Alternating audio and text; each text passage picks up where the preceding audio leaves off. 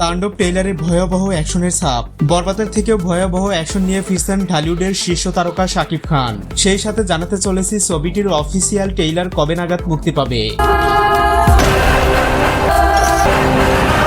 সম্প্রতি শুটিং এর উদ্দেশ্যে দেশ ছাড়ছেন শাকিব খান এবং সাবিলা নূর। তবে এবার দুবাই কিংবা ভারত নয়, এশিয়ার অন্যতম সুন্দর দেশ শ্রীলঙ্কাতে গেলেন তাণ্ডব টিম। সেখানে ছবিটির গান এবং অ্যাকশন দৃশ্যেরও শুটিং করা হবে।